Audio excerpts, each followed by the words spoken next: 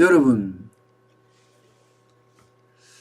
나라 부채가 지금 엄청나게 늘어나고 있죠. 뭐 여러분도 아시지만 현재 기준으로 말입니다. 그것도 아직까지 1차 추경이 안 됐으니까 작년 말에 세웠던 본예산 기준으로 했을 때 국가 채무가 956조입니다. GDP 대비 47.3%예요. 그런데 말입니다. 이 국가 채무의 성격별로 보니까 이거 자칫 잘못하면 큰일 났구나. 결국은 세금 폭탄이 안겨지겠구나 하는 생각을 할 수밖에 없습니다. 무슨 얘기냐? 채무에도요 성격이 있습니다. 채무에는 적자성 채무와 금융성 채무가 있습니다. 적자성 채무는 말 그대로 세금 걷어서요. 세금 걷어서 쉽게 말하면 갚아야 되는 비용을 말합니다. 금융성 채무는요. 담보가 있다는 뜻이에요. 담보가. 달러가 있든지 아니면 뭐 땅이 있든지 담보가 있다는 뜻이에요. 그렇기 때문에 이것을 채무라고 하기에는 갚을 수 있는 여력이 있으니까 말입니다. 그런데 적자성 채무가 너무 커진다는 사실이에요. 적자성 채무가 603조 8천억 원입니다. 금융성 채무가 352조 2천억인데 비하면요. 적자성 채무가 너무 커졌다는 겁니다. 이 중에서도 일반회계 적자 보전 세금 내서 한다는 뜻이에요. 이게 532조 2천억 원이고요. 공적자금 국채전환하는 게 71조 6천억 원입니다. 이 중에 이 두 가지 공적자금 국채전환이나 일반회계 적자 보전은 다 세금성이에요. 세금으로 내야 됩니다. 603조 8천억 원을. 그러면 여러분 한 해 세금이 걷어지는 게 얼마쯤 거칠까요? 우리가 국세가 걷는 게요.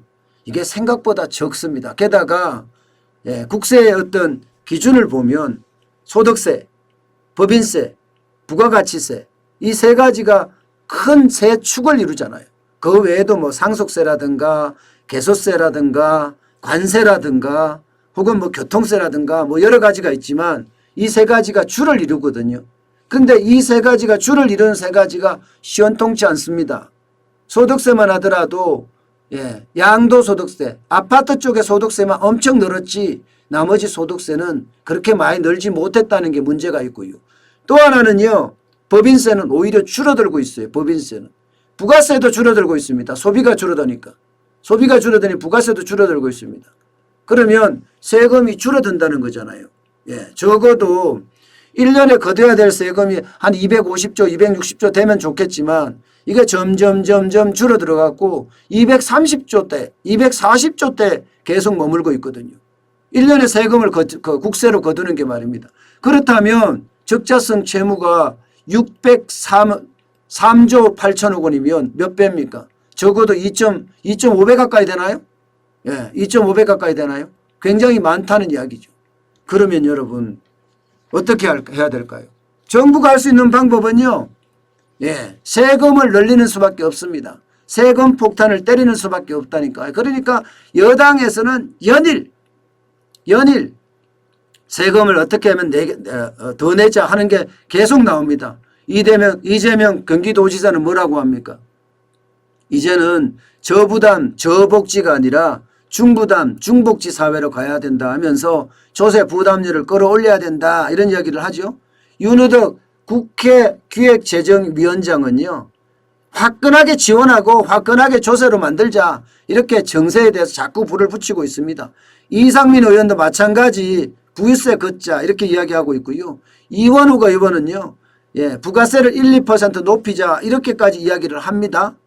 그만큼 정세에 지금 계속 공을 들이고 있는 거예요. 여론을 만들겠다는 거죠. 여론을 만들겠다. 그러면서 말입니다. 뒤쪽으로는 어떻게 하면 세금을 더 올릴 건가에 대한 고민을 굉장히 많이 하는 모습이에요. 자, 여러분 이거 한번 보세요. 이거를 보면 진짜 깜짝 놀랄 정세안들이에요. 당장 뭐 탄소세 올린다, 설탕세 올린다, 청년세 만든다 이런 이야기는 이미 많이 들었지만 이게 생애 누적 정세제 뭐 누적수 정세제 뭐 이런 거 이상한 말도 알지도 못하는 그런 정세제도 만든다고요. 부유세, 국토부유세, 기본소득세, 기본소득세도 5% 뗀답니다. 국토부유세는 공시지가 1%를 더 붙인대요. 소득세 비감면 부분 재정비 이게 제일 중요한 건데 지금 세금을 한 푼도 안 내는 사람이요. 전 국민의 한 40%?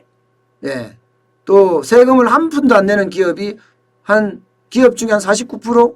40% 이상 됩니다.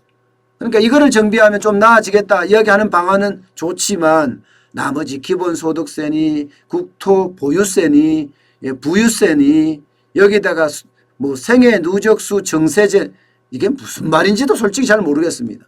탄소세니 환경세니 여기에다가 설탕세니 청년세니 이게 전부 말입니다.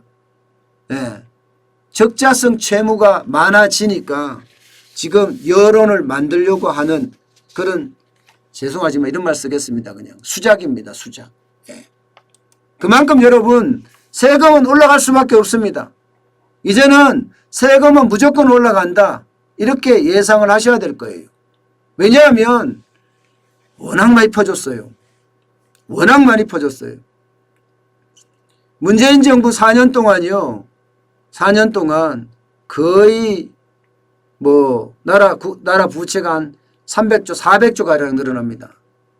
아마 4년 동안은 좀 그런가요? 5년 동안 가면 분명히 400조 넘게 늘어납니다. 400조 넘게. 그전에는요 600조대였거든요. 그럼 1000조대로 간다는 거잖아요. 그러면 이 400조 어떻게 할 거예요? 세금으로 때릴 수밖에 없습니다. 세금으로 때릴 수밖에. 그렇다고 지금 여기서 멈추냐? 멈추지 않을 거예요. 앞으로도 5차 재난지원금 이야기 나왔죠 벌써? 여기에다가 대통령 선거나 내년 지방선거를 앞두고 많이 뿌릴 거라고 제가 말씀을 드리잖아요. 그러면 세금의 융단 폭격은 피할 수 없는 선택이 아니라 의무다. 결국은 엄청나게 퍼주고 거기에 대한 세금들 엄청나게 거들 거다. 이게 나라가 망조가 되는 징조죠. 게다가 여러분 이게 국가 부채만 이렇게 늘어난 게 아니에요. 여러분 공기업 부채 말도 못하게 늘어났습니다. 그리고 여기저기 만들어 놓은 기금들 다 소진되고 고갈되기 직전들이에요. 전부요. 그렇게 따지면 진짜 충격 또 하나의 충격이 점점 몰려올 겁니다. 고갈되기 직전이라 하면 좀 그런가요? 어쨌든 뭐 기금들이 굉장히 나빠졌어요. 참 앞으로 우리도 마찬가지지만 미래 세대들은 우리보다가 더 충격적이지 않을까. 저는 증세가 그만큼 부담을 줄 거라고 생각합니다.